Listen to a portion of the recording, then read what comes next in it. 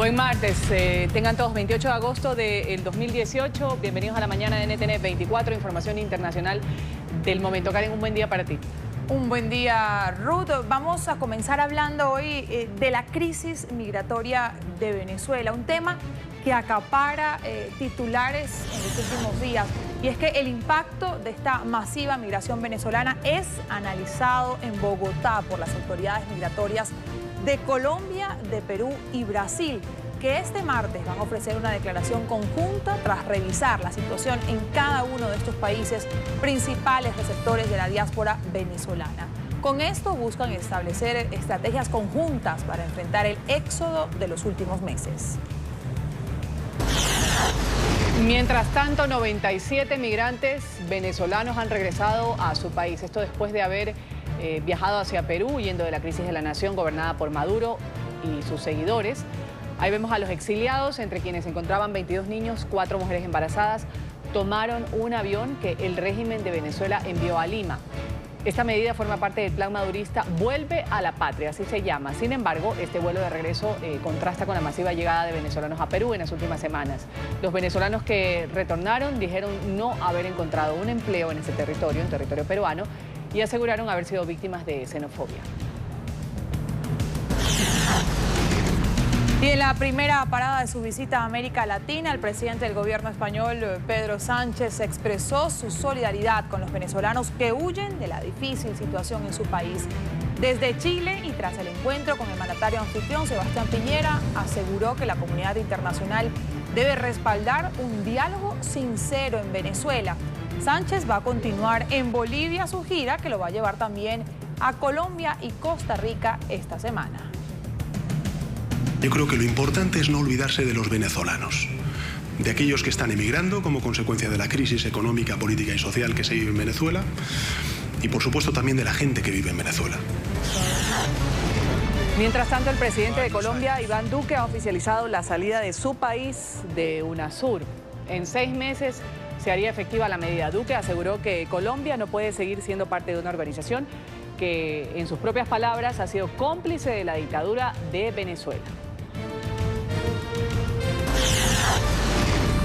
Un soldado muerto y 3 más heridos dejó una emboscada a un comando del ejército colombiano en el departamento de Arauca, en el oriente del país. Según las autoridades, los uniformados fueron atacados con fusil y granadas de fragmentación mientras realizaban labores de patrullaje. Señalan como posibles responsables a la guerrilla del ELN. Y el presidente Trump se ha visto obligado a poner la bandera de la Casa Blanca media asta en honor al fallecido senador republicano John McCain.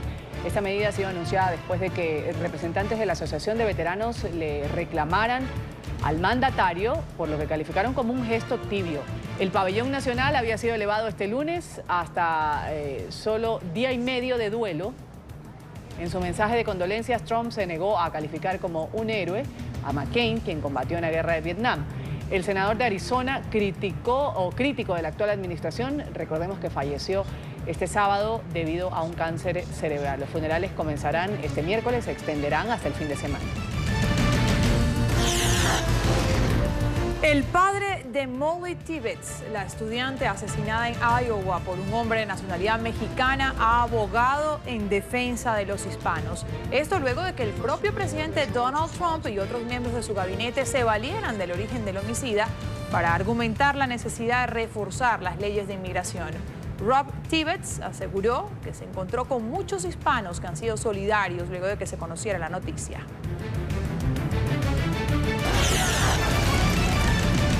La muerte de un alemán a manos de ciudadanos sirios e iraquíes ha desatado violentas protestas anti-inmigración en la ciudad de Chemnitz, en Alemania. Algunos manifestantes han perseguido y han atacado a extranjeros. Cerca de 1000 personas participaron en las manifestaciones que exigen al gobierno que garantice la seguridad de sus ciudadanos.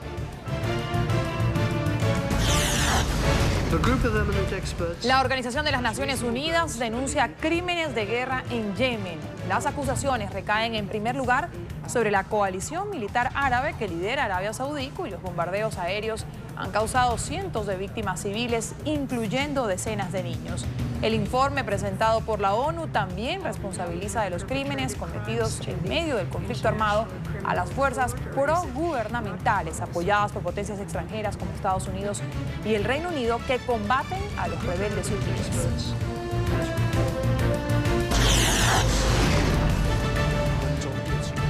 Hay conmoción en China por la violación y posterior asesinato de una mujer que había tomado un servicio de vehículo compartido. El autor del crimen es el conductor de la multinacional de transporte Didi Chuxing, similar a la plataforma Uber. La víctima es una mujer de 20 años, alcanzó a enviar un mensaje de auxilio a sus amigos a través de su teléfono celular. El homicida de 27 años fue capturado en las últimas horas. Se trata del segundo asesinato cometido por un chofer de esta compañía en los últimos 3 meses.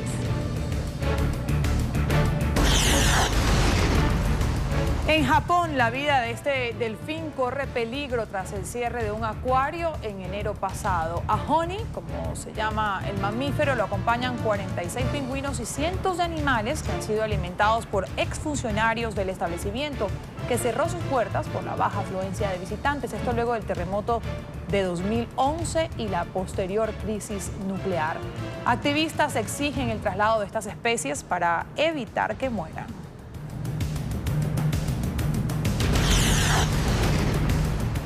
En Estados Unidos, Detroit se prepara para darle el último adiós a la reina del soul, a Aretha Franklin. Los restos de esta cantante estadounidense serán expuestos en el público en el Museo de Historia Afroamericana de la ciudad. Un gran concierto se va a realizar el próximo jueves en honor a esta intérprete y los actos de homenaje van a culminar el viernes con su funeral. Franklin falleció el 16 de agosto.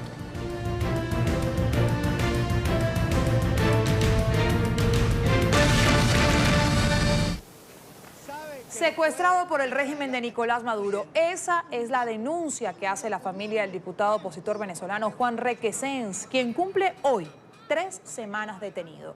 El legislador fue acusado de estar implicado en el presunto ataque contra el mandatario registrado el pasado 4 de agosto. Requesens fue aprehendido 3 días después del presunto atentado, pese a que tenía inmunidad parlamentaria.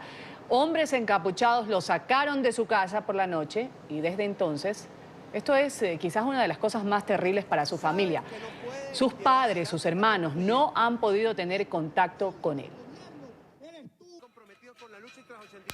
Juan ha estado secuestrado por parte del SEBIN y ha estado aislado además, por lo que responsabilizamos al gobierno de cualquier cosa que le pueda ocurrir. El diputado opositor venezolano Juan Requesens cumplió 20 días detenidos en la sede del SEBIN del Helicoide, acusado por el gobierno de ser uno de los presuntos implicados en el intento de magnicidio contra Nicolás Maduro del pasado 4 de agosto.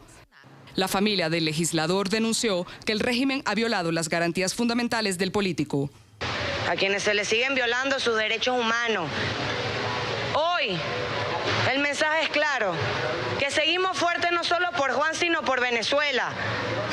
Y aquí hacemos preguntas claras al régimen, a los funcionarios.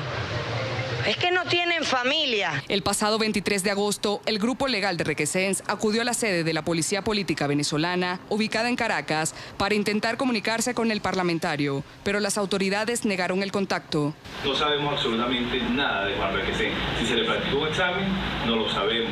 No sabemos en qué condiciones está de salud Juan Requesens. Ese mismo día, el médico de Requesens se pronunció. Dijo que el opositor es paciente bariátrico y que si no recibe el tratamiento adecuado, su vida está comprometida. Estos pacientes, insisto, son pacientes inmunocomprometidos. Los pacientes inmunocomprometidos, si no son bien tratados, pueden morirse, pueden fallecer. Diputados de la Asamblea Nacional de mayoría opositora han denunciado que el legislador ha sido víctima de tratos crueles. Han acudido a la Nunciatura Apostólica, la OEA y otros organismos internacionales. Violación flagrante a la Constitución que se está dando hoy en Venezuela.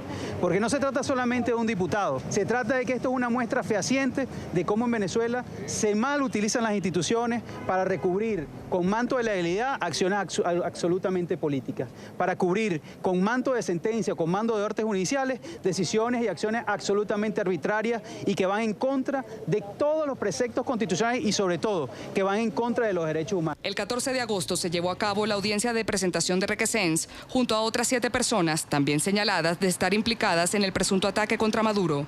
Fueron presentados el ciudadano Juan Requesens, el coronel Pedro Javier Zambrano Hernández, el general de división de la Guardia Nacional Bolivariana Alejandro Pérez Gámez, Brian de Jesús Oropesa Ruiz, Yanin Fabiana Pernilla Coronel, Luis Alberto Guerra Jiménez y José Gregorio Blanco García. A los dos últimos se les solicitó una medida cautelar sustitutiva porque quedan en régimen de presentación, habida cuenta que no tienen una implicación directa. A Requesens le fueron imputados al menos 7 delitos, entre ellos traición a la patria, homicidio intencional, terrorismo e instigación pública. Y a esta hora nos acompaña Juan Guillermo Requesens, padre del diputado opositor venezolano Juan Requesens. Un buen día, muchísimas gracias por atendernos aquí en la mañana de NTN 24. Buenos días, Karen. Buenos días, Ruth. Bueno, aquí estamos, con Señor, la frente en alto, sin bajar la mirada, como dijo Juan en el... Así es. Ahora, señor Juan Dime. Guillermo, Sí. ¿Cuál es la más reciente información que tienen ustedes de su hijo? ¿Cuál es la situación actual? Bueno, la situación actual es que Juan sigue desaparecido forzosamente. Lo que ocurrió con él y Rafaela fue una desaparición forzosa. Ya Juan tiene 20 días hoy, 21 días que no sabemos de él. La última vez que se supo fue en la presentación en el tribunal, en la audiencia que lo vieron los abogados, que fue el lunes de la semana pasada, y el martes, que fue cuando determinaron dejarlo privativa de libertad en el helicoide. Nosotros como familia, desde el día 7 que fue secuestrado o desapareció forzosamente, no lo hemos visto y se les ha negado el acceso a sus abogados para su asistencia legal establecido en la Constitución. La visita de los abogados, debo hacer notar que son los lunes y los jueves. Ellos fueron este lunes y el jueves de la semana pasada y se les negó el acceso. A él se le está llevando sus comidas diariamente porque él tiene un sistema dietético muy especial, un horario, y se le llevan sus 3 comidas. ¿Cómo las está recibiendo? No sé. De hecho, ayer a la 1 de la tarde fue que a su señora madre le recibieron la comida a él. Como ustedes mismos comentaron, él es un paciente bariátrico. No fue hecho sino por razones de salud, porque él estaba problemas de tensión, de insulina, tiroides. Gracias a Dios eso se regularizó. Sin embargo, él tiene que tener un sistema de dieta especial con proteínas, alimentos especiales, ¿cómo se llama? Sus meriendas y sus vitaminas y minerales que no permiten dársela. Necesita inyectarte vitamina B12. Eso lo explicó el doctor Ricardo Alfonso el viernes de la semana pasada cuando dimos la rueda de prensa, que de paso él es un paciente bariátrico. ¿Cuál es el temor? Que este tipo de pacientes se puede descompensar desde el punto de vista nutricional y electrolítico. Señor Requesens, a su hijo, pues como lo veíamos en las imágenes durante este tiempo que ha estado detenido, se lo ha visto en diferentes circunstancias que ha generado un repudio internacional, no solo local. No me imagino lo que será dentro de su hogar. Cuando se veía a su hijo en este video, en el que salía con la camiseta azul, que fue presentado, ahí lo vemos en pantalla, justamente fue presentado por autoridades del madurismo, en el que, pues según el mensaje que aparecía abajo, en letras, decía que a él lo habían contactado para atentar contra este supuesto plan en contra de la vida del presidente Nicolás Maduro. ¿Usted qué conoce de eso y qué puede responder al madurismo cuando a su hijo pues lo involucran en un supuesto plan de magnicidio? Bueno, de una vez le puedo decir, son palabras, yo soy médico, no abogado, pero he tenido que documentarme bastante y de acuerdo a las palabras de su defensa, el doctor Joel García, de Alejandra Tosta y de Charity, que son sus abogados, ninguna confesión así es válida. Primero y principal porque eso tiene que ser voluntario, tiene que ser en un tribunal y tiene que ser con su abogado. Y yo puedo decir enfáticamente que yo que conozco a mi hijo muy bien, ese no es el Juan que yo conozco. De hecho, él durante la audiencia, él le manifestó a sus abogados de que él no se acuerda de esos videos, lo que hace pensar que él ha podido ser sometido a sustancias químicas que dominan la voluntad y el paciente no se acuerda de lo que hizo o lo que puede haber dicho. En eso estamos claros. El gobierno está hablando de que hacer un examen toxicológico, etcétera, etcétera. Ya ahí no debe haber traza. El examen toxicológico había que haberlo hecho inmediatamente. Ya no debe haber trazas de nada allí. Por eso rechazamos y repudiamos ese video. Eso no tiene ninguna validez, digamos, desde el punto de vista legal. Y como ha dicho el doctor Joel García, su abogado, ese video no fue consignado durante la presentación por la Fiscalía. De manera que eso no tiene ningún asidero legal ni nada de eso. Y el segundo video que sacaron, desastroso, trataron, dígame. Sí, perdón que lo interrumpa. Ahora, ¿usted pudo hablar por teléfono con Juan, con su hijo? ¿Qué le dijo? El día domingo antes de la presentación en el tribunal, el día lunes, el domingo a eso de las 10 de la mañana, estábamos en el helicoide llevando sus alimentos y me hizo una llamada de un teléfono. Yo le pregunté de quién era eso, obviamente son de funcionarios de allí, y esta es una conversación que estaba grabada, pues que nos quería todos, fue lo que pude conversar. Le manifesté de que sus hijos y la señora habían venido, que ya estaban a resguardo de nuevo, que todas pues esas manifestaciones de afecto y cariño, y más nada. Lo vi con una voz lenta, con una voz que uno conoce a su hijo, por algo lo crié y lo he levantado. Entonces yo no estoy muy convencido de eso. Eso fue una llamada inducida y que estuvo grabada. Por eso fui cuidadoso en cualquier pregunta, cualquier cosa, porque me di cuenta que había algo raro allí, y así lo manifiesto. Señor Requesens, ¿qué significa para usted, para toda su familia, que su hijo, sin tan solo cumplir 30 años, haya decidido echarse prácticamente el país en hombros? Porque eso es lo que hace gente como su hijo, que al menos se muestra que no ha declinado en ser parte de la oposición y tener argumentos, a pesar de pues, haber sido agredido físicamente, insultado y vejado, según hay denuncias. Exacto, desde 2014 que él es dirigente presidente del FCU de la UCB, salió a la palestra pública a encabezar las manifestaciones ese año. De hecho, es el cargo que ostenta Rafaela hoy como presidente del FCU de la UCB. Él ha sido siempre amenazado, vilipendiado, injuriado por esos programas de televisión que tiene el Estado.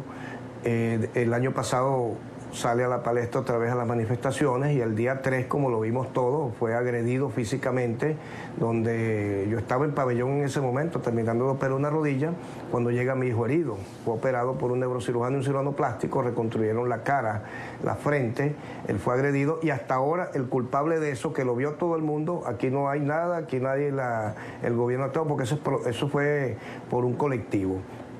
Él mismo lo ha dicho, y lo dijo según el abogado en la audiencia: hacer política en este país con este régimen supone riesgo hasta de la vida, que él no baja la mirada, que él es inocente y que él está luchando por una causa justa. Esos son principios y valores democráticos inculcados por esta familia, y ese espíritu de lucha por vivir en un país mejor.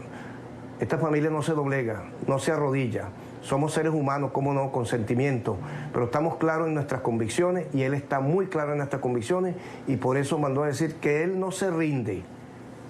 Incluso en la audiencia, después de la audiencia, él mandó un mensaje a cada uno de sus seres queridos, y el mensaje de Venezuela al final, que textualmente nos lo dijo el abogado o los abogados, fue de que a Venezuela que no se rindan, que vale la pena luchar y que no vale la pena vivir así. Ese fue el mensaje que mandó él a Venezuela.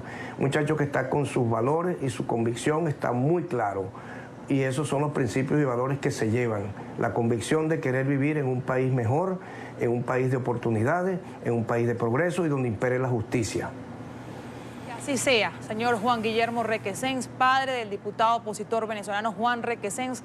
Muchísimas gracias por estos minutos aquí en NTN 24. Un buen día para usted en Caracas. Gracias, Karen Garerú. Un abrazo, y seguimos adelante con la frente en alto y con dignidad. La lucha no termina aquí.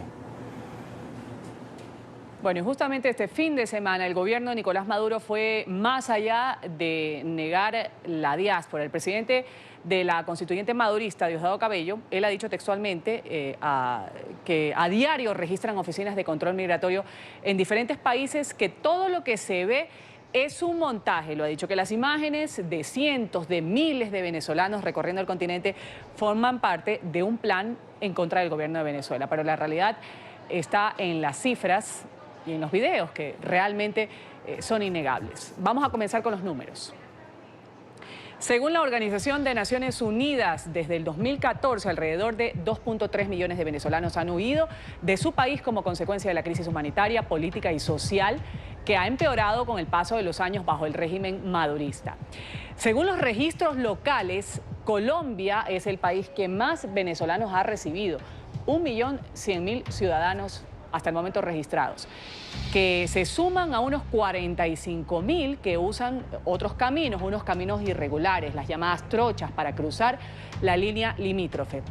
Le sigue Perú con unos 400.000 ciudadanos, Brasil, que ha albergado alrededor de 100.000. Está Argentina, al extremo sur del continente, con 80.000. Chile, que ha recibido a unos 30.000.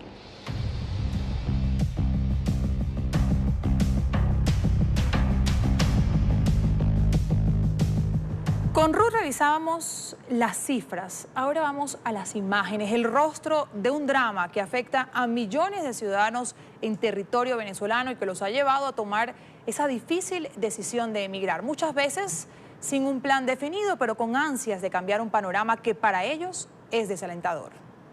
¿No les parece sospechoso que hay fotos en Perú caminando por la orilla de la carretera? En Ecuador caminando por la orilla de la carretera. En Colombia caminando por la orilla de la carretera. Parece que eso fuese luces, cámara, acción. Esa sería, según la lógica madurista, la voz de partida de lo que sin duda parece una novela.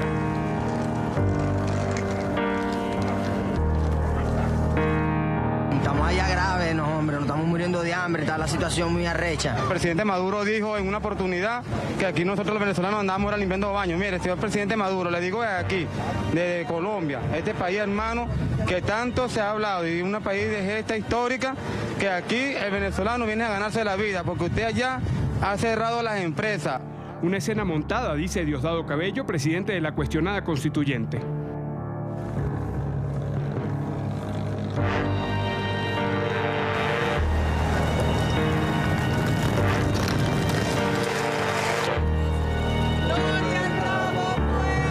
Los actores serían venezolanos que caminan por América Latina. Todo lo que se pueda hacer. Si hay que recorrer gran parte a pie, lo haremos. Si se puede agarrar un bus en cierta zona, también lo agarraremos. Si hay que pedir cola, lo haremos también, pero unidos. Literalmente caminan, no esperan la voz de un director audiovisual. Arrancan, con un gran peso a cuestas, una travesía que para ellos no es un libreto armado desde el imperio. Es un bravo pueblo, como reza el himno que siempre llevan en la boca, la mente y el corazón.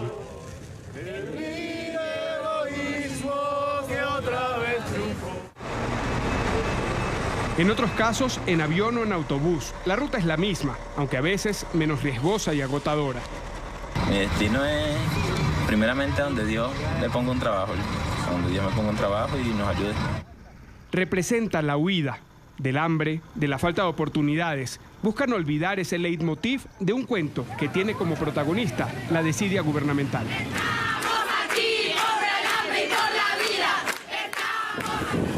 Fronteras, una tras otra, puentes internacionales, caminos, oficinas de migración. Esas serían las locaciones, que distinto a lo dicho el fin de semana desde el gobierno de Caracas, no son estudios de televisión. Los bajan de los autobuses, no los dejan montar en los autobuses y los dejan en cualquier sitio y la gente no le queda otro y esa es la toma. Sí quedan grabados en el registro de medios de comunicación, de pobladores de los parajes que surcan, de sus propios teléfonos móviles con los que registran lo que antes podría ser un viaje de vacaciones, pero ahora ven como una ruta de salvación, o al menos un intento para ellos. Devolverse a Venezuela es algo suicida. Algunos se fueron primero.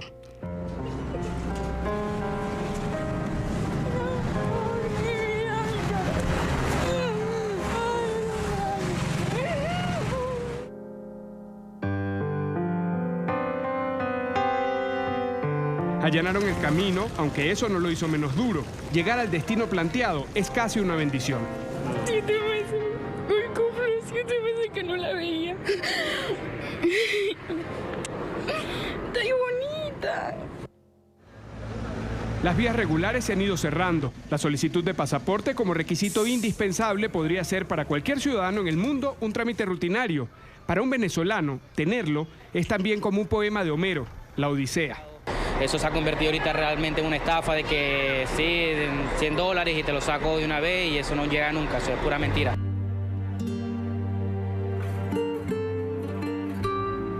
Imagen tras imagen, día tras día, que para el madurismo es digna de un Oscar. Pero para cada uno de los protagonistas de esta historia, el título sería Los caminantes de la crisis. Los caminantes de la crisis. Bueno, y en la ciudad colombiana de Bucaramanga la situación es crítica. Cientos de venezolanos siguen llegando y han ocupado parques públicos y es ahí donde justamente pasan las noches. En las últimas horas, delegados de la Organización de Naciones Unidas visitaron esta zona del oriente de Colombia para analizar la situación de derechos humanos de los migrantes. Rocío Chica tiene la información desde el lugar de la noticia. Rocío. Compañeros de NTN 24, buenos días. La situación de los venezolanos en el Parque del Agua aquí en Bucaramanga no es fácil. Ellos pasan la noche aquí, se cubren de la intemperie y del frío con carpas y con camping, hacen sus cambuches y llegan aquí día tras día. Esta es una de las entradas principales que tiene la frontera con Cúcuta, aquí con la ciudad de Bucaramanga, y ellos se ubican en este lugar, esperan la generosidad de los santandereanos que les traen desayuno, almuerzo y comida a diferentes horas del día, pero son muchas personas las que pasan la noche en este lugar, son muchas personas también las que tienen unas historias complicadas. Buenos días, ¿me regala su nombre, por favor? Mi nombre es Héctor Marín. Héctor, ¿usted en dónde trabajaba allá en Venezuela? Bueno, trabajaba con una empresa que se llamaba NIL, le trabaja a Carolina Herrera. Era de protección de pérdida, control y pérdida.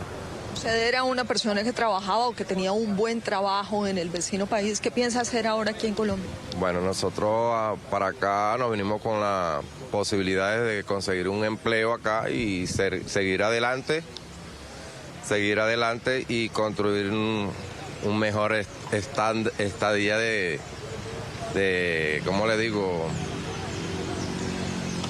Una mejor calidad de vida. Una mejor calidad de vida, exactamente. No, es lo que sueñan, y muchas gracias, don Héctor, lo que sueñan y lo que piensan los venezolanos al ingresar a esta parte del país. Ellos buscan trabajo, señalan que muchas personas los ayudan y muchos han definido también quedarse en este sector del país y están esperando que vengan dueños de fincas, de lugares donde se siembra café y donde se puede obtener de pronto algún dinero por el trabajo. Joven, buenos días. ¿Cuál es su nombre? José Sánchez. José, ¿desde dónde viene? De Acarigua, Venezuela. De Acarigua, Venezuela. ¿Cuándo llegó a la ciudad? Hace 4 meses. Hace 4 meses. ¿Y qué ha hecho todo este tiempo? Trabajé en un supermercado aquí en Cúcuta, de alimentos para animales. ¿A dónde va a pasar? ¿A la frontera con Perú, con Ecuador, o se va a quedar acá en Colombia? En Ecuador, a la frontera con Ecuador ahí. Son las historias, como les decía, de este drama de los venezolanos cuando hacen su ingreso aquí a la ciudad de Bucaramanga, donde las autoridades han tomado determinaciones muy claras. Primero, ayer una comisión, una mesa de trabajo conformada por la ONU, las Naciones Unidas, UNICEF y ACNUR se reunieron con estas personas y con representantes aquí en la ciudad de Bucaramanga para entender cuáles son las problemáticas. Recibieron varias denuncias y determinaron que los personeros municipales van a participar activamente en toda la labor humanitaria. Sigan ustedes con más información allá en el Centro de Noticias. Buenos días. Gracias, Rocío. Y mientras tanto, el régimen de Nicolás Maduro fija un nuevo objetivo de ataque en la empresa privada. Esta vez el mandatario ha señalado a la cadena de farmacias Farmatodo. Y horas después de acusarlos de tener precios elevados, el fiscal general inspeccionó uno de los establecimientos comerciales para vigilar el cumplimiento de los precios establecidos por el gobierno. Ojalá fueran tan efectivos para otras cosas. Vamos en Caracas a saludar a Oliver Fernández, quien tiene el reporte. Oliver. Muy buenos días, Karen Ruth, un placer saludarles desde Caracas. Así es, desde que el gobierno de Nicolás Maduro, el propio presidente Nicolás Maduro, el pasado 17 de agosto impuso estas medidas económicas a los venezolanos, pues ha habido mucho nerviosismo en la sociedad venezolana como de costumbre, sobre todo en un país, Karen Ruth, donde no se produce nada. Pues los ciudadanos han salido a los distintos automercados y también a las farmacias para tratar de abastecerse de estos productos que, por supuesto, no es un secreto para nadie. Cada vez que el gobierno de Nicolás Maduro adopta estas medidas económicas, pues vuelve la escasez a nuestro país. En esta oportunidad, el presidente, en su alocución ayer desde la Casa de la Moneda, pues mandó a inspeccionar a esta importante cadena de farmacias que se llama Farmatodo, que por supuesto tiene mucho tiempo en Venezuela, cumplió de incluso 100 años en Venezuela.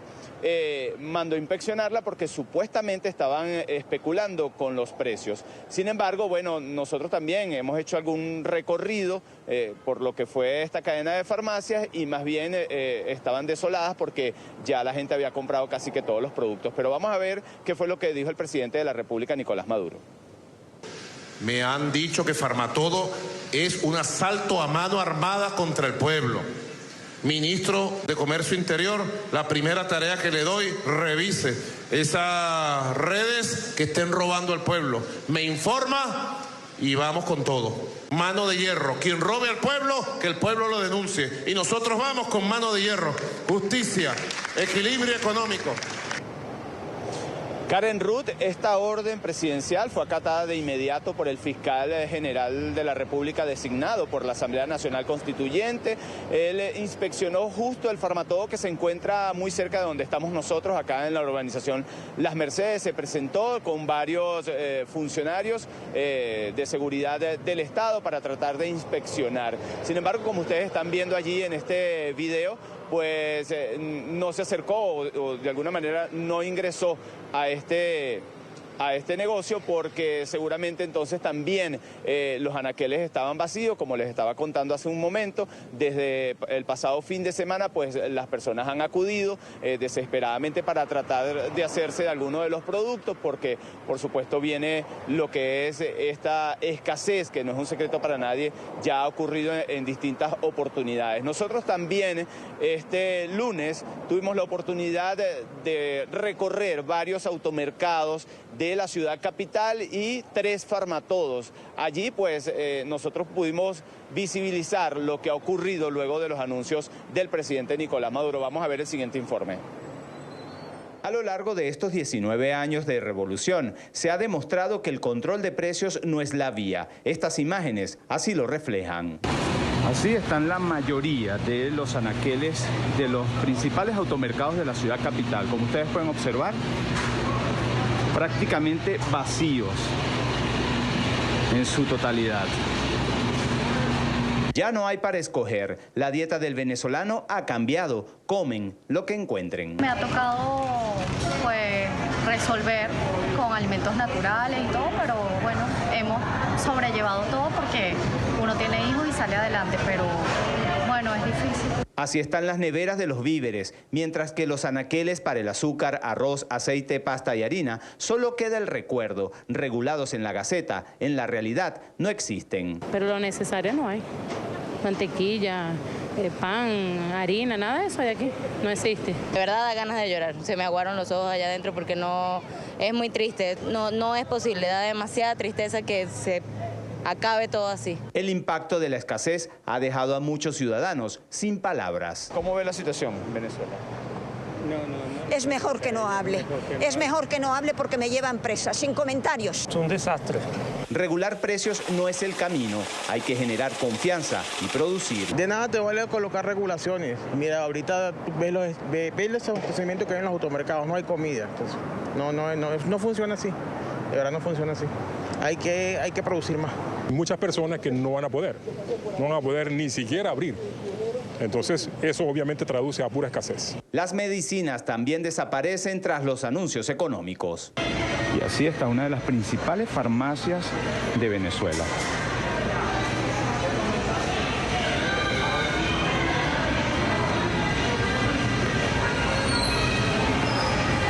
¿Cómo están?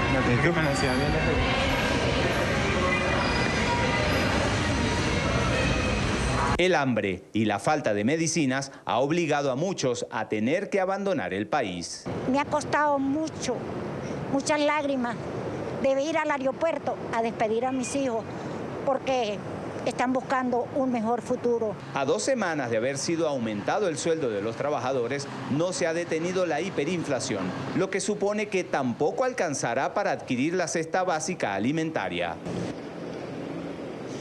Karen Ruth, como lo dicen los ciudadanos, los economistas, lo que se necesita en Venezuela es producir, brindarle seguridad jurídica a los empresarios para poder acabar con la hiperinflación y tener un país normal. Es la información, Karen Ruth, que nosotros podemos aportar a esta hora desde Caracas. Volvemos con ustedes a la mañana de NTN 24. Oliver, gracias por ese reporte desde Venezuela. Y en México, asociaciones civiles piden al presidente electo Andrés Manuel López Obrador erradicar lo que tildan de nepotismo, esto en el sistema judicial de la nación. Denuncian que más del 50% de los jueces y magistrados tienen a algún familiar trabajando en el Poder Judicial. David Romero tiene el reporte a esta hora desde Ciudad de México. David. Buen día, te saludo con gusto desde la Ciudad de México.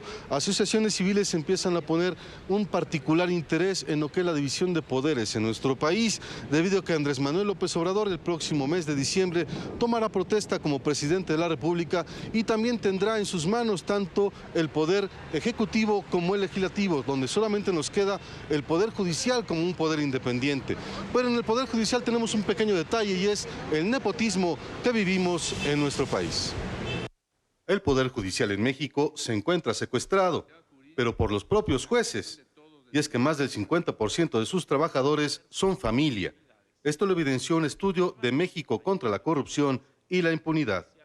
El 51% de jueces y magistrados tienen al menos un familiar laborando en su propio circuito dentro del Poder Judicial de la Federación. Lo que más hay son relaciones en primer grado de consanguinidad, es decir, padres, madres, hijos, hijas, seguidos por hermanos y nietos. Según los especialistas, estas prácticas corruptas no abonan a consolidar un país con equilibrio de poderes. Esto ante la llegada de un presidente con enorme poder, como será López Obrador. Que deben de realizar una labor de control, de contención, de equilibrio frente a una mayoría democrática y legítimamente electa. Bueno, si el Poder Judicial no cumple con su función, si el Poder Judicial no está a la altura del reto, entonces se corre el riesgo de una involución en nuestra consolidación constitucional y democrática. Lo que se busca es profesionalizar y fortalecer instituciones que de hecho deberían de estar completamente independientes a los demás poderes. Y esto es lo que lo debilita. Esta endogamia familiar, esta red de nepotismo interno, es lo que hace en buena medida que nuestro Poder Judicial no esté a la altura de los retos que el país necesita. Más del 80% de los concursos para entrar al Poder Judicial se realizan de manera cerrada. Solo aquellos que ya están dentro del sistema pueden aplicar el examen, por lo que las nuevas generaciones no tienen acceso al Poder Judicial, convirtiendo esto en un círculo cerrado en manos de magistrados y jueces. Es la información que tenemos desde Ciudad de México. Regresamos con ustedes a nuestros estudios. David, gracias por ese reporte. Aquí vamos a una pausa comercial y enseguida los vamos a dejar con las largas filas de los seguidores, de los admiradores de la fallecida Reina del Soul, Aretha Franklin, que esperan darle hoy justamente el último adiós en el Museo de Historia Afroamericana de Detroit, donde son expuestos sus restos. Ya volvemos con más noticias internacionales para ustedes.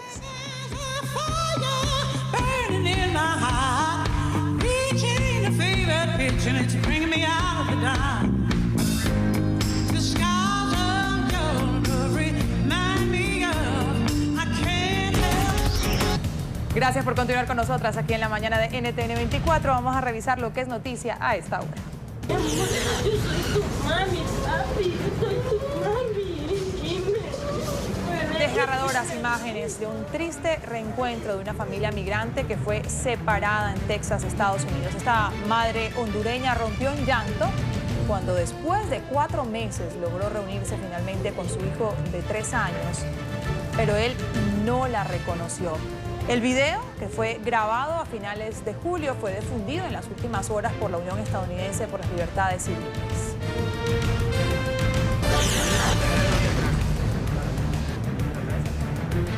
En Colombia, un niño de 22 meses ha metido el brazo en un sifón. Esto sucedió en la ciudad de Cali, al suroccidente del país. Los familiares llamaron inmediatamente a los bomberos, que debieron taladrar la pared para liberar el brazo del pequeño. 2 horas ha durado este operativo.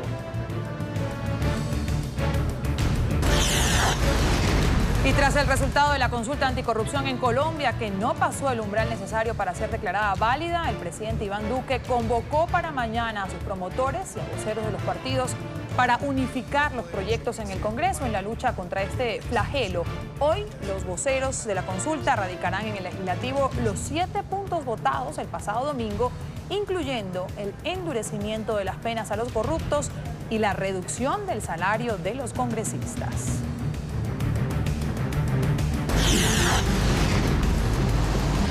En Argentina, organizaciones sociales y familiares de jóvenes fallecidos a manos de la policía han marchado en contra de lo que denominan gatillo fácil, una forma de abuso policial. Según advirtieron, esta situación se ha agravado con el gobierno de Mauricio Macri. La manifestación en Buenos Aires reunió a 1000 personas desde el Congreso argentino, se desplazaron hasta la céntrica Plaza de Mayo.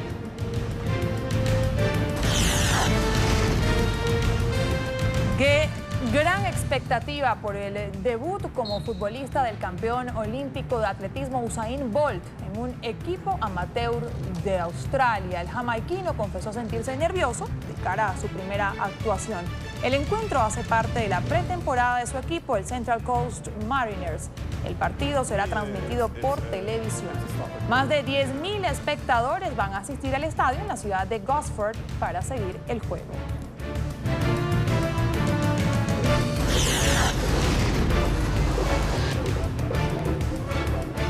Bueno, y ahí la vemos a ritmo de música africana, la primera ministra de Reino Unido, Theresa May, en su visita a un centro escolar en Sudáfrica.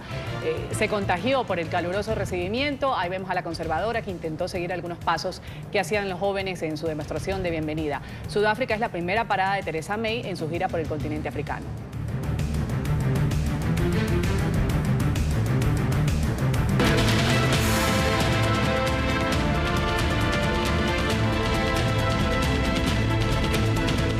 Vamos a estar a revisar lo que es noticia en Estados Unidos. El Senado del Estado de California aprobó 3 nuevas leyes para el control de armas. La normativa restringe a las personas con antecedentes de violencia doméstica y problemas mentales la compra de armamento. Todo esto sale a la luz nuevamente tras el caso que se registró este fin de semana en Jacksonville, en el norte de la Florida. Vamos inmediatamente en California con esta medida y hablar un poco de esta ley con Mauricio Cárdenas, nuestro periodista. Mauricio, un buen día.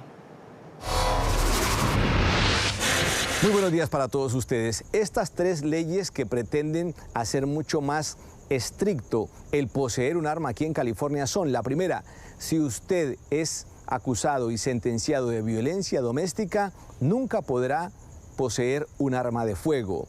Muchas veces el delito puede ser delito menor de violencia doméstica, también le será negado de por vida el permiso para poseer un arma. Segunda ley que fue aprobada por la plenaria del Senado californiano es: si usted ha estado recluido en un centro psiquiátrico 2 veces en un mismo año, también será vetado de por vida para poseer armas de fuego.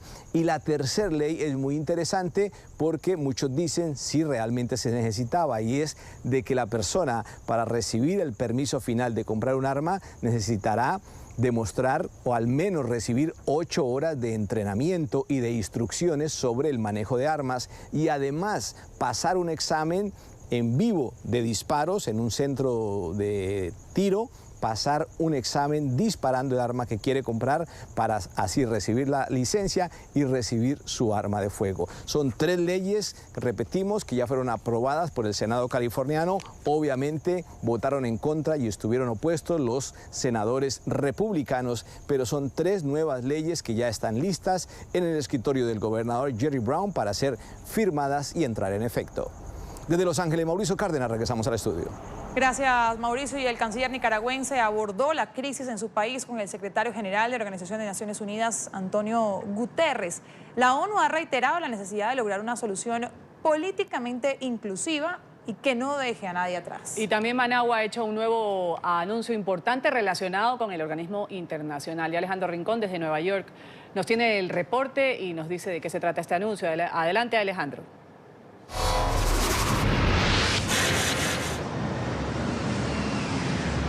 Hola, es un gusto saludarlos desde Naciones Unidas en la ciudad de Nueva York. El presidente Daniel Ortega, por la vía del decreto, ha nombrado a un nuevo embajador ante el organismo internacional. Se trata de Siddhartha Marín, quien desde el año 2016 se desempeñaba como alto asesor de la administración Ortega, una designación que llega en un momento de suma importancia para la nación centroamericana y su relación directa con Naciones Unidas, dado que en las últimas horas la ONU ha expresado su disposición de contribuir con un diálogo que termine de configurar o de resolver la crisis política que atraviesa ahora mismo la nación centroamericana. Sobre este pronunciamiento y el último mensaje que envió Naciones Unidas a Nicaragua, el portavoz del secretario general emitió el siguiente comunicado.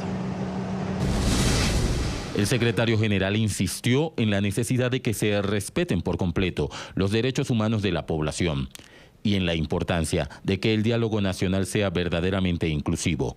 El secretario general expresó la disposición de las Naciones Unidas para apoyar este proceso. Clave por tener en cuenta de ese mensaje es que Naciones Unidas expresa su disposición, aun cuando no ha entregado mayores precisiones sobre cuál va a ser el papel y la estrategia que va a asumir en ese diálogo. Una petición directa que ha hecho justo el gobierno de Managua a Naciones Unidas para que sirva como mediador en toda esta crisis que no termina de resolverse. Todo lo que tenemos para ustedes por ahora. Continúen con más en el Centro Internacional de Noticias. Gracias, Alejandro. Y una coalición de diferentes empresas, entre las que se encuentran Google y Amazon, ha pedido ante una Corte Federal de Estados Unidos que se recuperen las normas que garanticen la neutralidad de la red. Así es, se trata del principio que protegía la igualdad de acceso a Internet. Ya Emiliana Molina tiene el reporte desde la capital estadounidense. Emiliana. Hola, buenos días. Google, Amazon, Facebook o Samsung forman parte de esta asociación, entre otras compañías, que se sumaron a la entrega de este documento y consideran que la neutralidad de la red garantiza la igualdad de acceso a un Internet abierto, así como el desarrollo del sector. El pasado 14 de diciembre, la Comisión Federal de Comunicaciones votó a favor de acabar con la neutralidad de la red, haciendo valer la mayoría conservadora en la institución federal y acabando con una norma impulsada por el expresidente Barack Obama y aprobada en 2015. Bajo la nueva regulación, las empresas proveedoras de Internet tienen la capacidad de frenar o lentificar el acceso a páginas web a su antojo. Esto sin importar su contenido, sean medios de comunicación o plataformas de video como Netflix, con el único requisito de notificarlo públicamente.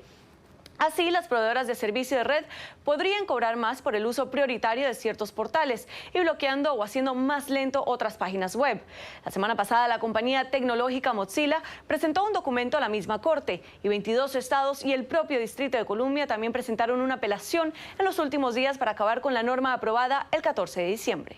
Desde Washington, Emiliana Molina, regreso al Centro Internacional de Noticias. Gracias, Emiliana. Elecciones primarias en la Florida. Se espera una gran participación de hispanos, ya que están registrados más de 2 millones de votantes entre republicanos y demócratas. Esta contienda, justamente la que mencionas, Karen, es el anticipo de los comicios legislativos que se van a realizar en noviembre próximo. Ya Carlos Rodríguez desde Florida con el reporte. Carlos.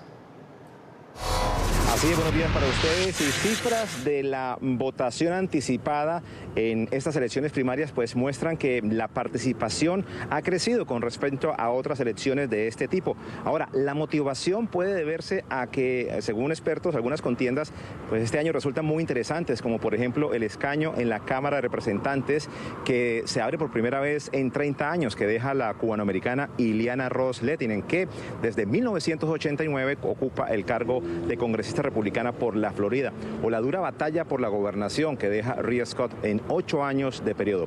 Ahora, hay que decir que estas mismas elecciones primarias en la Florida en el 2014 participó solo el 18% del electorado registrado, pero la motivación por algunas contiendas podrían motivar a los electores a acudir a las urnas en el día de hoy. Ahora, en el caso de los hispanos, como ustedes comentaron, habilitados en ese estado para las votaciones primarias, que suman más de 2 millones de votantes entre republicanos y también demócratas, pues y no afiliados a ningún partido político, se conoció que más de 500,000 ya han votado anticipadamente, ya sea por correo o en los diferentes puestos establecidos. Finalmente, de igual manera, en este fin de semana, pues una gran afluencia de demócratas se presentó en los sitios de votación temprana. Otro punto importante es que en estas elecciones del día de hoy también se elegirán algunos miembros de la Junta Escolar y sobre todo de un condado estado que sufrió una de las peores masacres, tiroteos como fue Broward, y varios padres de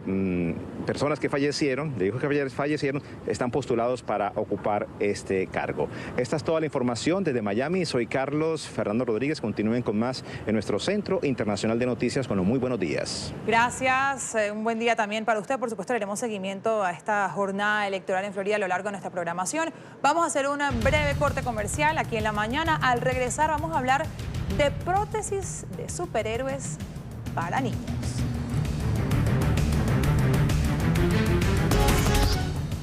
Continuamos con el programa y revisamos lo que es noticia en el mundo. La familia del diputado opositor venezolano Juan Requesens hoy cumple 3 semanas de haber sido detenido. Denuncia que se encuentra secuestrado por el régimen de Nicolás Maduro. El legislador fue acusado de estar implicado en el presunto ataque contra el mandatario registrado el 4 de agosto durante un desfile militar. Requesens fue aprehendido 3 días después del presunto atentado, pese a que tenía inmunidad parlamentaria. En conversación con NTN 24, aquí estuvimos con su padre, con Juan Guillermo Requesens. Él dijo que su hijo es inocente, ha rechazado los videos que han sido divulgados por el régimen de Maduro, en el que el legislador supuestamente habría confesado su participación en el magnicidio que ha sido denunciado por Nicolás Maduro.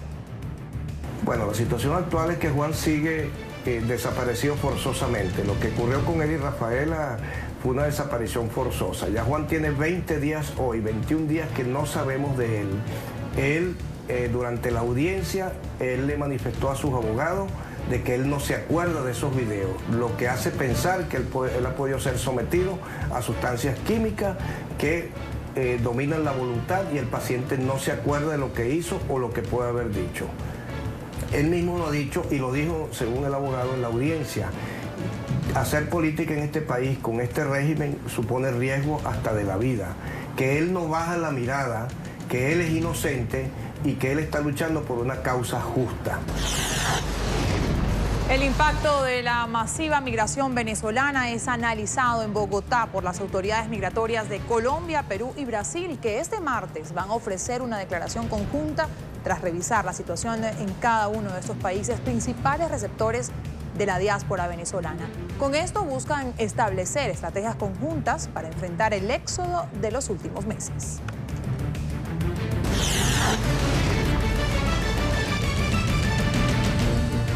En su primera parada de visita a América Latina, el presidente del gobierno español, Pedro Sánchez, ha expresado su solidaridad con los venezolanos que huyen de la difícil situación que atraviesa el país. Desde Chile, y tras el encuentro con el mandatario anfitrión, con Sebastián Piñera, aseguró que la comunidad internacional debe respaldar el diálogo sincero en Venezuela. Sánchez va a continuar su gira en Bolivia, que lo va a llevar también a Colombia y a Costa Rica esta semana. Yo creo que lo importante es no olvidarse de los venezolanos, de aquellos que están emigrando como consecuencia de la crisis económica, política y social que se vive en Venezuela, y por supuesto también de la gente que vive en Venezuela. Un soldado muerto y 3 más heridos dejó una emboscada a un comando del ejército colombiano en el departamento de Arauca, en el oriente del país. Según las autoridades, los uniformados fueron atacados con fusil y granadas de fragmentación mientras realizaban labores de patrullaje. Señalan como posibles responsables a la guerrilla del ELN. El padre de Molly Tibbetts, la estudiante asesinada en Iowa por un hombre de nacionalidad mexicana, abogó en defensa de los hispanos. Esto luego de que el presidente Trump y otros miembros de su gabinete se valieran del origen del homicida para argumentar la necesidad de reforzar las leyes de inmigración. Rob Tibbetts aseguró que se encontró con muchos hispanos que han sido muy solidarios luego de que se conociera la noticia. Donald Trump se vio obligado a volver a poner la bandera de la Casa Blanca media asta en honor al fallecido senador republicano John McCain. La medida fue anunciada después de que representantes de la Asociación de Veteranos le reclamaran al mandatario por lo que calificaron como un gesto tibio. El pabellón nacional había sido elevado este lunes tras solo día y medio de duelo. En su mensaje de condolencias, Trump se negó a calificar como un héroe a McCain, quien combatió la guerra de Vietnam. El senador de Arizona, crítico de la actual administración, falleció el pasado sábado debido a un cáncer cerebral. Los funerales van a comenzar este miércoles y se van a extender hasta el fin de semana.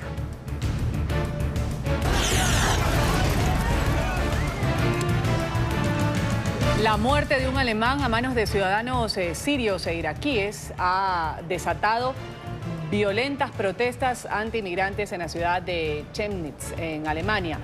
Algunos de los manifestantes persiguieron y atacaron a extranjeros. Cerca de 1000 personas participaron en las manifestaciones que exigen al gobierno que garantice la seguridad de sus ciudadanos.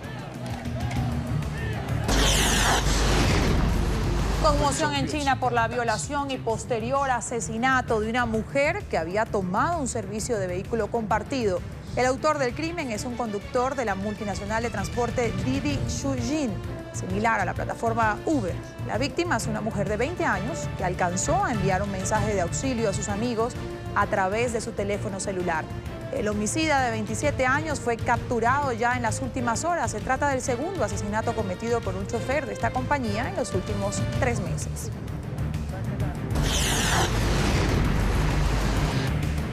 En Estados Unidos, en Detroit, ahí se preparan para darle el último adiós a la reina del soul, Aretha Franklin. Los restos de esta cantante estadounidense van a ser expuestos al público en el Museo de Historia Afroamericana de la ciudad. Un gran concierto también se va a realizar el próximo jueves en honor al intérprete y hay varios homenajes que van a culminar el viernes con su funeral. Franklin falleció el pasado 16 de agosto.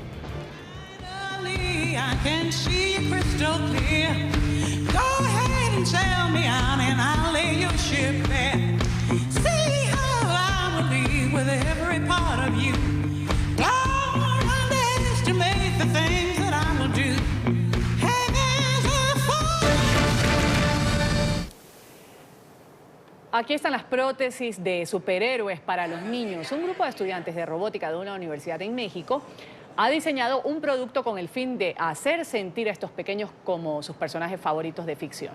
Los integrantes del proyecto Biosthetic aseguran que la diferencia entre sus productos y las prótesis tradicionales radica en el costo. No son comunes y están decoradas con imágenes de superhéroes. Son prótesis dedicadas a niños de bajos recursos. Fueron realizadas por Tigre Robotics, un grupo de estudiantes de robótica de la Facultad de Ingeniería Mecánica y Eléctrica de la Universidad Autónoma de Nuevo León, liderado por Rafael Vázquez Barragán, fundador del proyecto Biosthetic. Las prótesis son producidas con material impreso en 3D, por lo que, según indican, reducen hasta en un 98% el costo en comparación con las que están hechas de titanio, que son las que se consiguen en el mercado. Hasta el momento tienen en existencia diseños de Capitán América, Iron Man y Frozen. Además cuentan con un modelo llamado Skins. Con este, el paciente puede cambiar algunas piezas de la prótesis para personalizarla con su personaje favorito. Los estudiantes desarrollaron 2 tipos de prótesis. Las mecánicas, que funcionan con los movimientos de las partes del cuerpo. Por ejemplo, cuando el niño levanta el brazo, se cierra la mano. Y las mioeléctricas, que funcionan con un brazalete. El paciente se lo ajusta en el bíceps para que así el músculo mande la señal al brazalete. El equipo de Tigre Robotics está a la espera de la certificación de la Comisión Federal para la Protección contra Riesgos Sanitarios para iniciar el proceso de venta y donación. Afirma que en México se realizan anualmente 27.000 amputaciones y solo se producen 2.500 prótesis, por lo que refleja un déficit de producción y por eso buscan un impacto social con su iniciativa. Saludamos aquí en la mañana de NTN 24 a Rafael Vázquez Barragán, el fundador de este proyecto. Gracias por estar con nosotros desde México. Bienvenido. Muchas gracias. Rafael, ¿cuál es la diferencia que ustedes han notado desde que crearon este producto, esta prótesis, cuando a un niño, en lugar de ponerle una prótesis normal, se le pone una de superhéroes? Empecemos por ahí.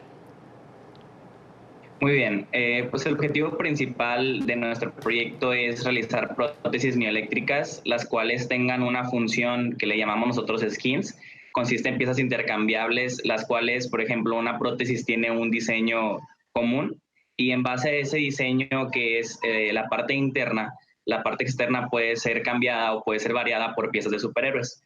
Aquí lo que nosotros hemos visto es que influye mucho sobre todo en la autoestima, en la actitud de los niños, el poder tener una prótesis que sea fuera de lo común, es decir, que no sea solamente una prótesis, sino que sea algo más, que tenga un añadido, el cual le dé al niño una felicidad, el cual él pueda ver que además de tener una prótesis que es la solución a un problema, él pueda tener la posibilidad de ser un héroe. Ahora, ¿qué los lleva a ustedes a iniciar este proyecto? A permitirles a los niños familiarizarse, hacer que esas prótesis sean algo chévere para ellos. De hecho, lo que nos permitió realizar este proyecto es que mediante llevando algunas investigaciones, aquí en México nos dimos cuenta que existen más de 27.500 amputaciones por año, de las cuales la capacidad de producción de prótesis en México no rebasa las 2.500 anuales. Esto quiere decir que representa menos del 10% de las que son necesarias. Por ende, decidimos empezar este proyecto y trabajarlo como una solución ante una problemática que es nacional e internacional. Algo que hemos atacado directamente es que en nuestro país el costo de una prótesis es demasiado alto. Entonces, no es la escasez de prótesis lo que impide que una persona pueda obtener una, sino el alto costo que estas representan.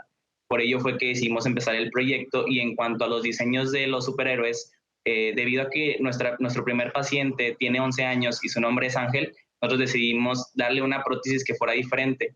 No solamente una prótesis que tenga un diseño común y que cumpla una función, sino que cumpla esa función y que además le pueda dar pues una solución y pueda tener un cambio en cuestión de su actitud y su personalidad con esta prótesis, que pueda sentirse más seguro y además que no lo vea, como mencionaba anteriormente, como una prótesis, sino como una solución y que pueda funcionarle como algo divertido. Rafael, otro de los beneficios está en su costo. Hablemos un poco de eso. Sí, elaborando las prótesis con impresión 3D nos dimos cuenta que el costo disminuía muchísimo. Entonces, viendo costos del extranjero en cuestión de prótesis, estaban casi dentro del costo de $1 millón de pesos. Entonces, es un costo muy caro que cualquier persona está realmente fuera de la posibilidad de poder pagarlo. Por ende, nosotros decidimos fabricar las prótesis desde cero, comenzar una investigación, ampliar los mejores materiales que tuviéramos para poder desarrollar el mismo proyecto, y el costo final no rebasó los 10,000 pesos. Esto representa un costo muy por debajo de lo que se estima a la hora de comprar una prótesis aquí en nuestro país. Ahora, este es un proyecto universitario, pero ¿ya han hablado para llevarlo, para convertirlo en algo que puedan tener acceso todos los mexicanos, por ejemplo? Estamos actualmente trabajando las certificaciones para poder hacer de este proyecto un proyecto, primero atacar nuestra comunidad y posteriormente avanzar a un impacto nacional. Es decir, teniendo las certificaciones podemos comenzar a buscar más personas que puedan ser prospectos para darles la prótesis, y por ende, solamente teniendo las certificaciones comenzaríamos a realizar la producción. Esto no representa un problema muy fuerte debido en cuanto a las tomas de medidas, puesto que estamos implementando algunas otras tecnologías para poder tener las medidas de los niños por medio de un escáner. De esta manera sería mucho más sencillo y podríamos atacar el problema mucho más fácil en cuestión de lo que tiene que ver con las mediciones y tener al paciente o al prospecto en persona. Rafael Vázquez, gracias por estar con nosotros. Es fundador de este proyecto de prótesis de superhéroes para niños que en diversas circunstancias han tenido que ser amputados. Gracias por haber estado con nosotros. Así es, muchas gracias.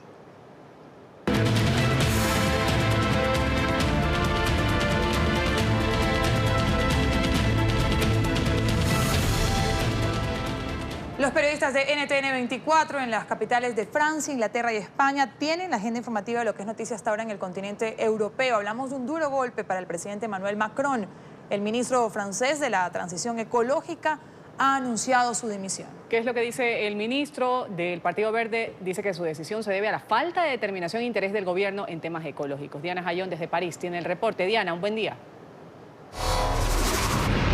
Compañeros y amables televidentes, reciban un muy cordial saludo desde París. Realmente ha causado una gran sorpresa la dimisión, la renuncia del ministro de Ecología de Francia, Nicolas Hulot, porque lo hacía justamente durante una entrevista de radio. Anunciaba su decisión, algo que dejó incluso sorprendidos a quienes le hacían la entrevista en horas de la mañana en Radio Inter, acá en Francia. Se trata del ministro, además, que contaba con la mayor aceptación y popularidad del gabinete de Emmanuel Macron. En su momento, cuando el presidente francés lo designó como ministro fue calificada como el mejor acierto de su gabinete. Sin embargo, el ministro de Ecología hasta el día de hoy ha dicho que no está de acuerdo con el impulso que le ha dado el gobierno de Emmanuel Macron al tema ecológico, ya que no ha sido el impulso ni los trabajos con los cuales se había comprometido cuando ofrecieron este cargo, cuando hablaron del nuevo Ministerio de Ecología, es decir, el ministerio durante este nuevo quinquenio. El ministro ha dicho que le parece sorprendente que, siendo Francia una de las potencias que más habla y que más se interesa por la ecología a nivel mundial, sea de las que más invierte en el mismo tema, que cómo puede ser que el gobierno critique, por ejemplo, las posiciones del presidente Trump, cuando, siendo Francia incluso quien presidió la COP21, el encuentro más importante a nivel climático sobre el tema del cambio climático, no sea el país que más impulsa los nuevos proyectos sobre este tema. Por eso los invito a que escuchemos parte de las declaraciones y justificaciones del hasta hoy ministro de Ecología de Francia. Por primera vez tomaré la decisión más difícil de mi vida. No quiero involucrarme más. No quiero que mi presencia en este gobierno signifique que estamos haciendo lo suficiente para enfrentar este desafío climático. Entonces estoy tomando la decisión de abandonar el gobierno a partir de hoy. Tengo una inmensa amistad con este gobierno y ofrezco mis disculpas. Esto es un desafío, pero es difícil encontrar una solución. Es necesario cambiar el alcance de la situación, pensar todo muy bien. Nicolás Hulot fue hasta hoy el ministro con mayor popularidad, lo decíamos anteriormente, ya que es conocido como un gran activista del medio ambiente. Fue periodista y durante esta carrera se destacó por sus enormes investigaciones y reportajes sobre la importancia de cuidar el planeta. En la información, compañeros, que registramos así hasta ahora desde París. Continúen ustedes con más información en la mañana de NTN 24. Gracias, Diana. Y la primera ministra británica inició hoy en Ciudad del Cabo una visita de 3 días a África. La gira la llevará, además de Sudáfrica, a Nigeria y Kenia. Así es, a 6 meses, 7 exactamente, del Brexit, Theresa May busca nuevas oportunidades comerciales para Reino Unido en este continente. La noticia desde Londres con Juan Carlos Bejarano. Juan Carlos. Hola, ¿qué tal, Ruth? Karen, estimados televidentes, 2 de la tarde, 17 minutos en la capital británica. Bueno, como ustedes decían, se acerca la hora del Brexit, que es en marzo del próximo año, y lo que está haciendo el gobierno de Theresa May es salir al exterior. Ya fueron a China, han ido a Japón, ahora van a África y han aterrizado, en este caso, la premier en Sudáfrica, en Ciudad del Cabo, luego va a otros 2 países bastante prósperos en comparación con otros del continente, como lo son Kenia y Nigeria. Y lo que desea Theresa May es afianzar los lazos comerciales. De hecho, la hemos visto, además de bailar, anunciar un plan de $5.000 millones, 4.000 millones de libras esterlinas, para motivar a que empresas británicas creen puestos de trabajo precisamente en el continente africano. Veamos lo que dijo Theresa May a su llegada en Cape Town, en Ciudad del Cabo. Es por eso que quiero crear una nueva asociación entre el Reino Unido y nuestros amigos en África, una construida en torno a nuestra prosperidad compartida y la seguridad compartida. Como primer ministro de una nación comercial cuyo éxito depende de los mercados mundiales, quiero ver una fuerte economía africana con la que las empresas británicas puedan hacer negocios de forma libre y equitativa, ya sea creando nuevos clientes para exportadores británicos u oportunidades para los inversores británicos. Nuestra economía global integrada significa que las economías africanas saludables son buenas noticias para los británicos y para los africanos. Por eso estoy encantada de que hoy confirmemos los planes para continuar el acuerdo de asociación económica de la Unión Europea con la Unión Aduanera del Sur de África y Mozambique, una vez que el acuerdo de la Unión Europea ya no se aplique al Reino Unido. Bueno, cuando le han preguntado si le preocupa el hecho de que no vaya a haber posiblemente un acuerdo con la Unión Europea para el Brexit, Theresa May ha dicho que ese no sería el fin del mundo y lógicamente está enviando un mensaje claro también a la Unión Europea que hay vida más allá de los otros 27 países de la Unión, por supuesto en este caso en África, así que no nos extrañaría ver a Theresa May en lo que queda de año visitando Latinoamérica, que también es importante, sobre todo Colombia y Perú, países que ya tienen un acuerdo de libre comercio con la Unión Europea y que sin duda Theresa May y el gobierno británico pues intentarían también continuar. despedimos Londres, regresamos a los estudios de la mañana. Adelante. Gracias, Juan. Y opositores al gobierno español han criticado la postura de Pedro Sánchez frente a la crisis en Venezuela. Ya lo escuchábamos ahí en su primera parada en Chile, una gira que lleva a cabo por Latinoamérica, y el jefe de Estado ha dicho que la comunidad internacional debe acompañar un diálogo sincero. En Madrid, nuestro periodista Marcelo Moncayo tiene la noticia. Adelante, Marcelo. Hola, ¿qué tal? Un cordial saludo para todos ustedes en la mañana, amigos televidentes de este día desde el Senado. El Partido Popular, principal partido de la oposición en España, criticó la posición que está tomando el presidente del gobierno, Pedro Sánchez, ante la situación, ante la crisis que se vive en Venezuela. El Partido Popular considera que el diálogo que solicitó ayer Pedro Sánchez desde Chile para buscarle una solución a la crisis venezolana no puede significar una legitimación del gobierno del presidente Nicolás Maduro. Los procesos de diálogo que solo sirven para legitimar al régimen, a nosotros no nos van a encontrar ahí. Y por tanto, instaremos siempre al gobierno a que transición democrática sí, pero procesos de diálogo tramposos, que lo único que buscan es blanquear un régimen autoritario y totalitario como el de Maduro, no. Amigos televidentes, y también desde el Partido Popular se volvieron a solidarizar y comprometieron con la causa que lleva la oposición venezolana, también representada por varios personajes aquí desde Madrid. Pleno respaldo del Partido Popular a la oposición democrática en Venezuela. Segundo, una apuesta muy decidida por parte del Partido Popular para que cuanto antes se aborde un proceso de transición democrática y pacífica en ese país. Haremos todo lo que esté en nuestra mano, en el ámbito de la comunidad internacional, las instituciones europeas, en todos los ámbitos, para, de alguna manera, forzar esa transición democrática pacífica, pero basada en la libertad, que nos parece esencial. Amigos televidentes, es importante recordarles que la gira del presidente Pedro Sánchez terminará este viernes en Costa Rica. Este es el informe para la mañana. Marcelo Moncayo, NTN 24, Madrid.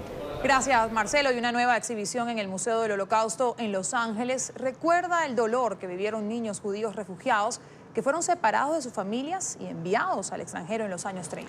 Esta exhibición marca el aniversario número 80 del comienzo del llamado Kindertransport, una misión de rescate que permitió a miles de niños judíos escapar de la muerte en los campamentos nazis.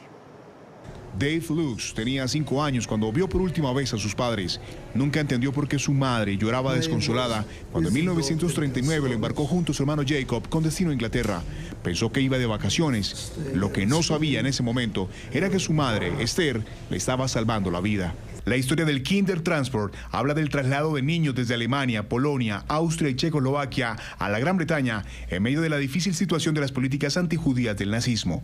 Dave, hoy de 85 años, se llamaba en aquel entonces Isidor Pinkasovich.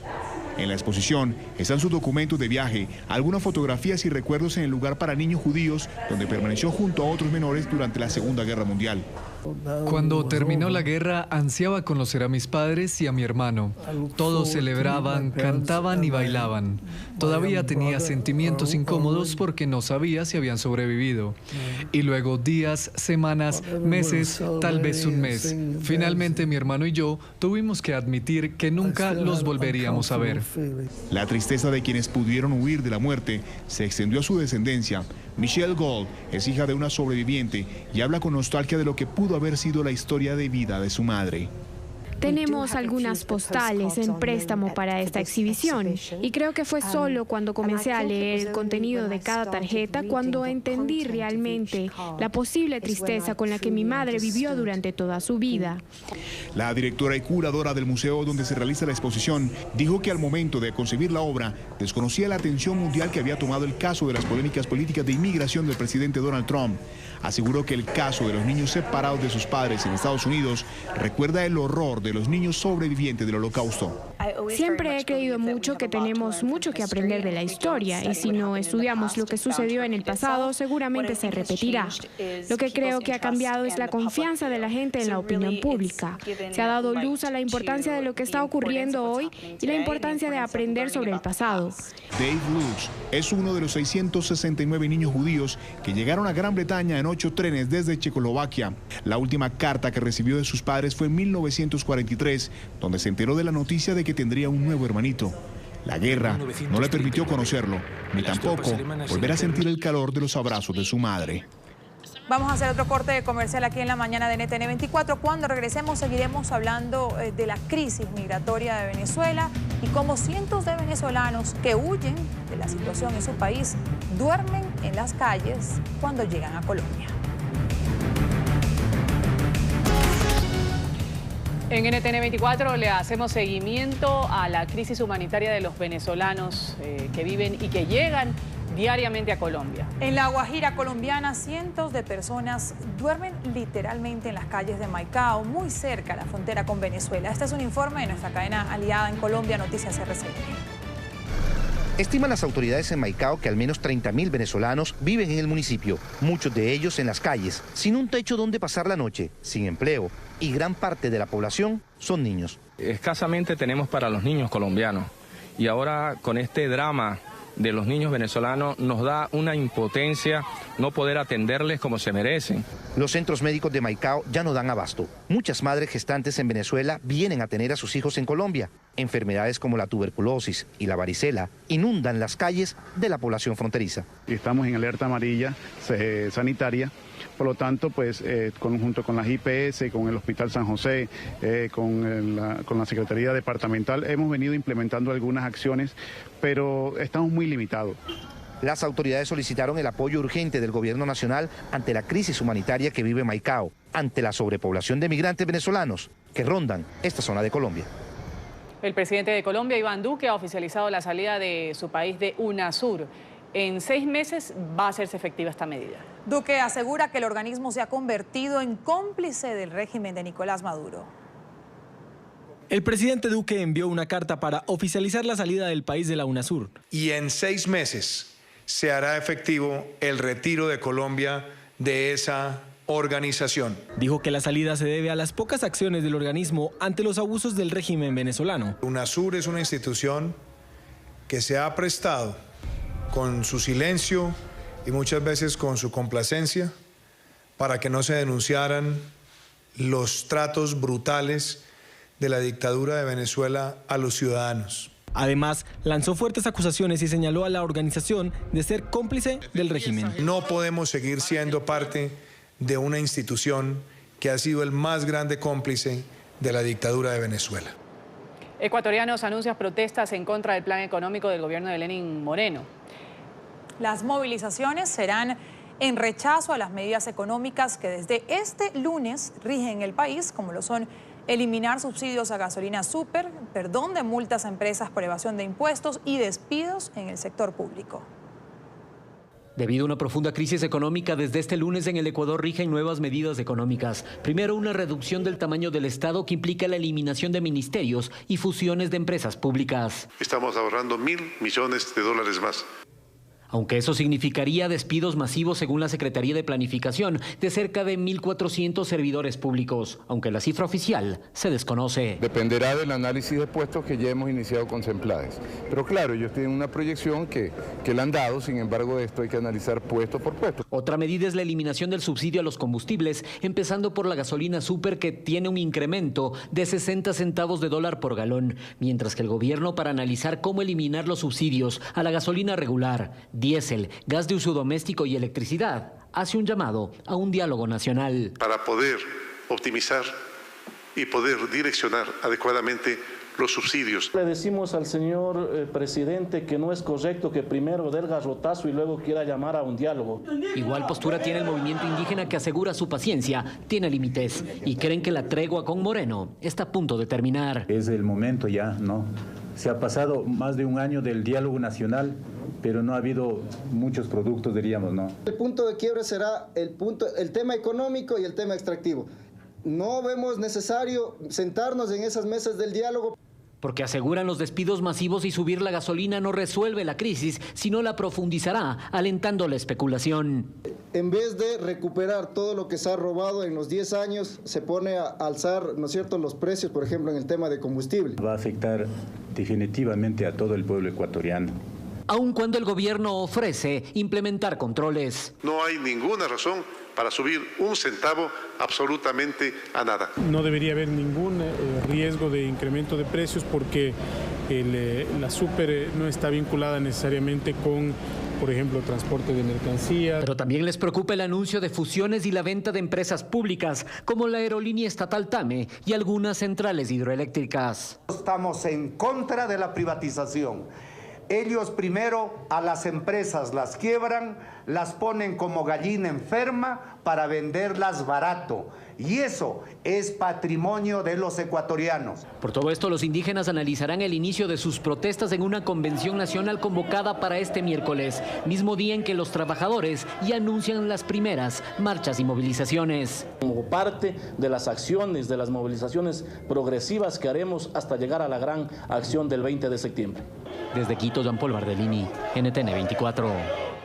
El candidato a la presidencia de Brasil, Jair Bolsonaro, abogó a favor de su polémica propuesta de el libre porte de armas en el país. Durante un acto realizado en Río de Janeiro, el ultraconservador dijo que si alguien mata en legítima defensa, debe ser condecorado y no procesado.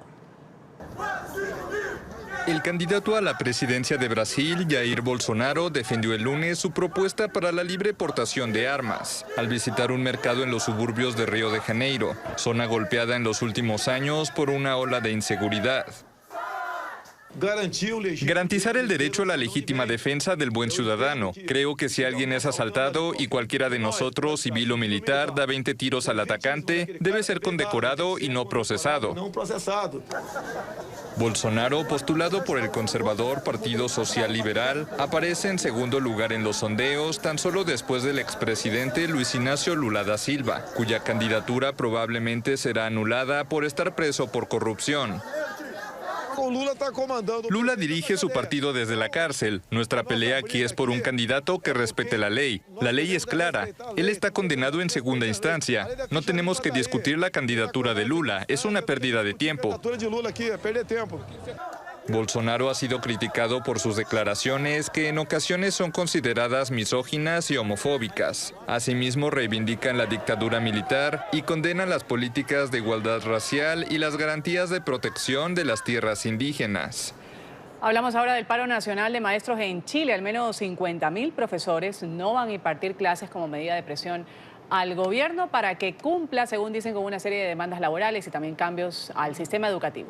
El gremio docente además convocó a una marcha en Santiago de Chile. Saludamos hasta ahora a Juan Pablo Monsalve, quien tiene la información. Juan Pablo.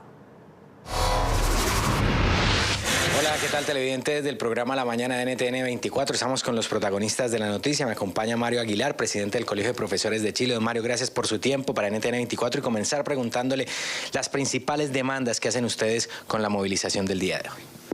Bueno, se trata de un petitorio de 10 puntos que hemos presentado al Ministerio. Básicamente tiene que ver con mejorar las condiciones de trabajo, con mejorar las concepciones pedagógicas, que a nuestro entender en Chile se ha instalado una idea de educación como producir rendimiento en pruebas estandarizadas, cosa que nosotros no creemos que sea lo mejor para nuestros niños. Queremos que se termine con el agobio laboral docente que hay tremendo, donde se gasta enorme cantidad de tiempo en trabajo administrativo, burocrático, inútil, que no sirve para mejores clases. Queremos que se ponga fin a la doble evaluación, que es una cosa absurda en el sistema. La carrera docente estableció sistemas de evaluación, pero persiste la evaluación antigua que no tiene ningún sentido. Queremos que se atienda el proceso de desmunicipalización por parte del gobierno, que está teniendo muchos problemas y el gobierno ha tomado palco. Prácticamente pareciera, da la impresión que está dejando caer a la educación pública sin tomar mayores medidas. Queremos que se corrijan aspectos de la carrera docente. Queremos que haya igual trato para nuestras colegas educadoras diferenciales y de párvulo, que son muy discriminadas en términos salariales, porque no se les paga la mención. Queremos el pago de la deuda histórica, que se dé una solución, una reparación a ese emblemático asunto que por tantos años hemos reclamado los profesores de Chile. Entonces, también queremos una escuela más democrática, que haya menos autoritarismo y más participación docente y de la comunidad en las tomas de decisiones. Como verá, no es un petitorio centrado en lo económico. Está centrado básicamente en mejorar nuestras condiciones de trabajo y nuestras condiciones de pedagogía, del quehacer pedagógico dentro de la escuela. Don Mario, preguntarle la convocatoria para el día de hoy. ¿Cuántos maestros han decidido también cesar sus actividades durante estas 24 horas y qué expectativas tienen sobre la marcha? Mire, a nivel de sistema municipal la adhesión es altísima, yo creo que va a estar sobre el 80%. También se han plegado algunos colegios particulares subvencionados, lo cual nos alegra porque creemos que hay que unir a todo el profesorado en torno a estas demandas. Y yo creo que va a haber una participación muy masiva, hay marchas por todo el país, en todas las capitales regionales van a haber marchas y movilizaciones y por lo tanto vamos a hablar de decenas de miles de docentes marchando en las calles y yo creo que va a haber una adhesión muy alta a esta paralización. Para finalizar, don Mario, y brevemente, preguntarle hasta dónde están dispuestos ustedes a llegar con estas movilizaciones. Esta es una de advertencia, pero si el gobierno no atiende sus demandas, ¿van a seguir movilizándose? Sí, el plan de acción establece movilización ascendente. Tuvimos una primera protesta sin paralización el 8 de agosto, ahora está el paro por 24 horas, eventualmente podríamos llegar a una paralización indefinida o un paro prolongado. No queremos eso, nosotros quisiéramos que se solucionen nuestros problemas y este viernes está agendada una reunión con el gobierno, esperamos que ahí el gobierno llegue con una respuesta concreta, con soluciones y efectivamente no lleguemos a la siguiente etapa, pero evidentemente si no hay soluciones vamos a pasar a la etapa de la movilización prolongada. Muchas gracias, don Mario, muy amable. Un gusto, encantado. Muy bien, esta es la información que podemos entregarles a esta hora desde Santiago de Chile. Ya en los próximos minutos comenzará esta marcha que se desplazará por la Plaza Italia, específicamente por la avenida Alameda hasta llegar a la Plaza Los Héroes. Continúen ustedes con más en el programa La Mañana de NTN 24. Gracias a Juan Pablo por ese reporte desde Santiago. El jefe de gobierno español, Pedro Sánchez, llega hoy a Bolivia, esto como parte de esta gira que ha iniciado por Latinoamérica. El mandatario español se reunirá con su homólogo Evo Morales para emprender proyectos en conjunto, entre ellos la construcción del denominado tren bioceánico. Este que contempla un proyecto que vamos a preguntarle hasta ahora a Paola Cuentas, ¿qué contempla? Paola. Buen día, amigos de NTN 24. En horas de la tarde arribará el presidente del gobierno de España a suelo boliviano. En esta oportunidad, específicamente a la capital oriental del país, el departamento de Santa Cruz. Las autoridades de esa región son opositoras y es así que tanto el gobernador como el alcalde se sentaron, dejaron de lado las diferencias políticas y se sentaron junto al presidente Evo Morales para las labores de coordinación. Y nos alegramos mucho la noticia de que el presidente otra vez haya tenido o nos dé la oportunidad de que Santa Cruz se convierta en un centro de acogimiento a autoridades, a Congreso. Y eso es importante. Es importante porque el país se pone en el éter y desde Santa Cruz está la voz del país en ese momento. Tenemos siempre la muy buena predisposición y la voluntad para esto. En todo caso, el presidente Pedro Sánchez, presidente de España, y el Reino de España es uno de los países que siempre ha cooperado con Bolivia y hay una muy extraordinaria relación que seguramente se va a afianzar aún más. Y ya lo decía el presidente Morales, algunos convenios importantes saldrán también después de esta reunión. Lo celebramos, nos comentaba también en la tertulia que hicimos hoy en el almuerzo de que al año viene el G20 y hay posibilidades de que vengan otras autoridades y estaremos preparadas también para poder atenderlos, para poder recibirlos y mostrar la hospitalidad de Santa Cruz, de Bolivia y estamos a la orden para eso. La segunda inversión extranjera más importante en Bolivia corresponde a la española. Es así que se espera la suscripción de acuerdos. Se ha señalado, por un lado, que esta visita busca fortalecer las relaciones bilaterales, pero también firmarán convenios, por ejemplo, para que empresas españolas participen en proyectos importantes, en este caso el denominado tren bioceánico. Es así que estará en esta jornada el jefe del gobierno español y permanecerá hasta este 29 de agosto. Con la información retorno al Centro Internacional de Noticias. Buen día. Buen día, Paola. Gracias por su sintonía con el Canal de las Américas, con La Mañana de NTN 24. Vamos a agradecerle su sintonía. En una hora volvemos con más noticias para ustedes.